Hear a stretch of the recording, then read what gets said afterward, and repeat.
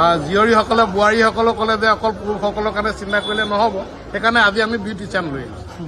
আজি বিউটিচিয়ান লৈ আহিছোঁ, মহিলাসকলেও যাতে চুলি কাটিব পাৰে, থ্ৰেডিং কৰিব পাৰে, যিবোৰ দৰকাৰ আজিকালি।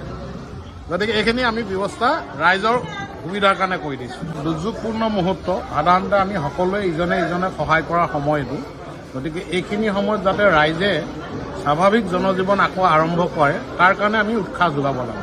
চৰকাৰে খাদ্য সামগ্ৰী দিছে, কাপোৰ কানি দিছে, ঘৰ আকৌ মেৰামতিৰ কাৰণে পইচা দিছে, কিন্তু মানুহৰ মনটো যাতে স্বাভাৱিক জনজীৱন আকৌ আৰম্ভ কৰিব পাৰে, তাৰ কাৰণে আমি সহযোগিতা জনাব লাগে।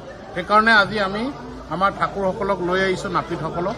এয়া কেইদিনমান আগতে আমি টেঙাপুখুৰী পঞ্চায়ত অফিচৰ আশে পাশে অঞ্চলত লৈ আহিছিলোঁ।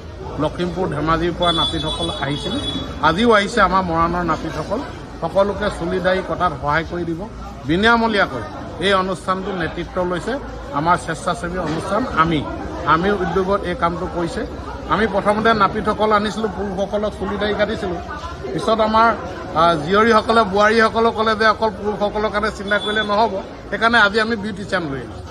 আজি বিউটিচিয়ান লৈ আহিছোঁ, মহিলাসকলেও যাতে চুলি কাটিব পাৰে, থ্ৰেডিং কৰিব পাৰে, যিবোৰ দৰকাৰ আজিকালি। গতিকে এইখিনি আমি ব্যৱস্থা ৰাইজৰ সুবিধাৰ কাৰণে কৰি দিছোঁ।